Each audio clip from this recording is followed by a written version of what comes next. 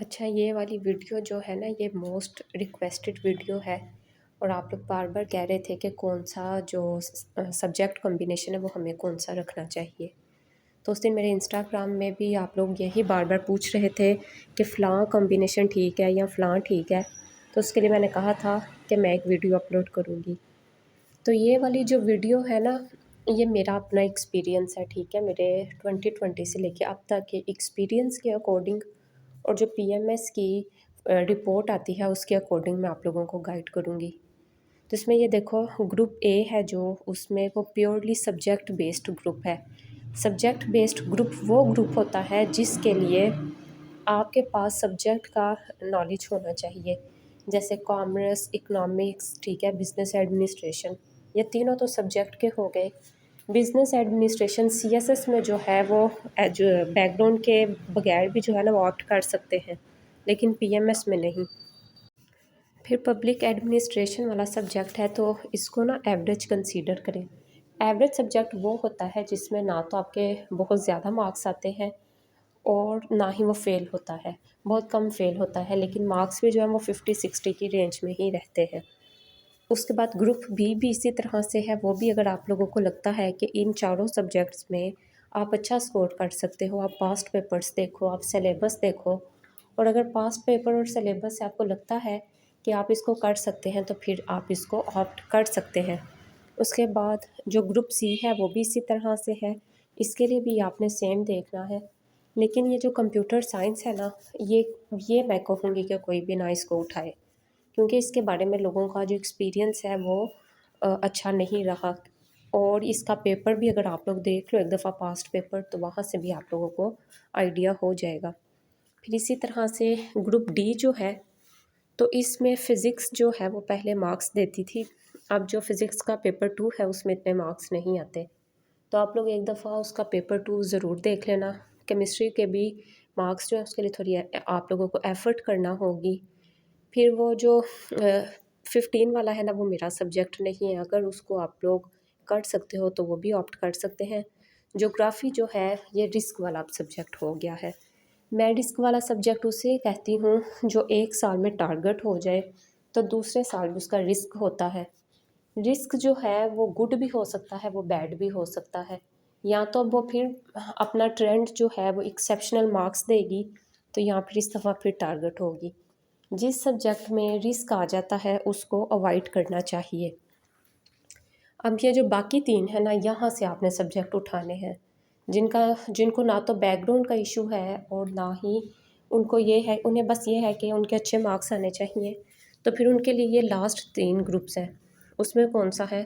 Political science बहुत अच्छा subject है, इसे उठा लो। हिस्ट्री ना उठाना, हिस्ट्री के लिए आप लोग ये अभी वाला जो पीएमएस था 2023 वाला, उसका जो पेपर है वो देख लो, वो काफ़ी टफ पेपर है।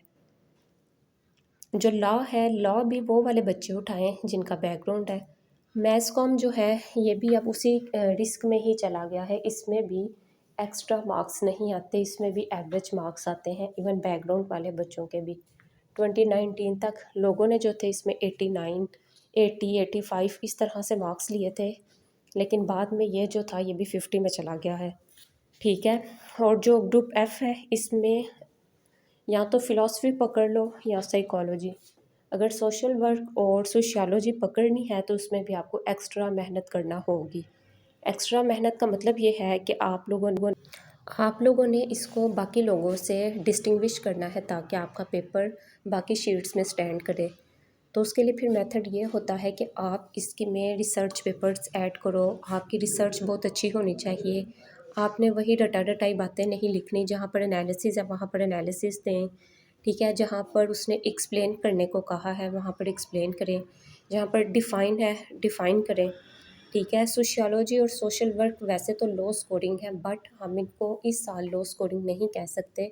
इस दफ़ा जो है वो ट्रेंड चेंज होगा और ये अच्छे मार्क्स दे जाएंगे। लेकिन उसके लिए क्या करना होगा? आपको एफ़र्ट करना होगी। अगर अभी से तैयारी शुरू करनी है और अगर आपको लगता है कि अभी से तैयारी शुरू करके आप एक्सेप्शनल ले जाएंगे इसको, तो फिर आप इन्हें ऑप्ट कर लो। लेकिन अगर आप लोगों ने जो है वो पहले से तैयार किए हुए हैं और आप इस पर सेटिस्फाई हैं, फिर भी इसको ऑप्ट कर लो। लेकिन अभी आप सोच रहे हो कि अभी मैं इसको इसमें से कौन सी बेस्ट ऑप्शन है, तो फिर वो साइकोलॉजी होगी या फ़िलासफ़ी होगी। जितनी मेहनत सोशल वर्क पे करनी है उतनी फ़िलासफ़ी पर कर लो, तो ये आपको अच्छे मार्क्स दे देगी। लास्ट जो है ग्रुप जी, तो वहाँ से आप लोगों ने एजुकेशन या पंजाबी को उठाना है, ठीक है। एजुकेशन का एक मिथ बन गई हुई है कि ये जो है ये वाला सब्जेक्ट लो स्कोरिंग है, बट ये लो स्कोरिंग नहीं है। मेरी स्टूडेंट थी, उसको मैंने गाइड किया था, उसके 77 पार्ट 1 में है और 74 जो है वो पार्ट 2 में है। जिन बच्चों को उर्दू लिखना नहीं आती वो पंजाबी का रिस्क मत लेना, अदरवाइज़ वहाँ पर ही स्कोर चला जाएगा। अगर आप मेरे से इस टाइम पर पूछो दी बेस्ट कॉम्बिनेशन कौन सा है, तो वो मैं आप लोगों से कहूँगी फ़िज़िक्स या केमिस्ट्री में से एक सब्जेक्ट। अगर आपका बैकग्राउंड है, फिर पॉलिटिकल साइंस उठा लें, इस पर मेहनत है लेकिन ये आपको पाकिस्तान स्टडीज़ में भी हेल्प करेगी। फ़िलासफ़ी या साइकोलॉजी, अगर सोशल वर्क उठाना है तो बहुत ज़्यादा मेहनत करके, और लास्ट पर या एजुकेशन उठा लें या पंजाबी। अब इनको ये है कि तैयार कैसे करना है। तो ये पीएमएस का सिलेबस जो है वो इतना ओल्ड है कि इसकी मार्केट में इजीली बुक्स अवेलेबल हैं। कोई भी लोकल बुक उठा लो और उसके साथ आप इंटरनेट से टॉपिक को रिसर्च करोगे तो बहुत अच्छा तैयार होगा। और अगर आप लोग कहते हैं कि मैं आपको सोर्सेज और नोट्स और बता दूं डिटेल के साथ कि पॉलिटिकल साइंस कहाँ से तैयार करें, फ़िलासफ़ी कहाँ से करें और एजुकेशन कहाँ से करनी है, इवन फिज़िक्स भी, तो आप लोग इस वीडियो में कमेंट करना, मैं आपको बता दूंगी।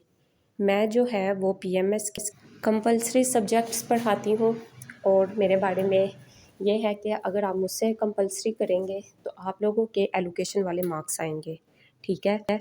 और मेरा कंपलसरी सब्जेक्ट्स का न्यू बैच जो है वो मैं अपडेट कर दूँगी, सीएसएस के बाद स्टार्ट होगा। अभी वाला जो करंट बैच है, ठीक है, वो 11 फ़ेब से स्टार्ट हुआ है। तो न्यू बैच की मैं आपको अपडेट दे दूँगी। अल्लाह हाफ़िज़।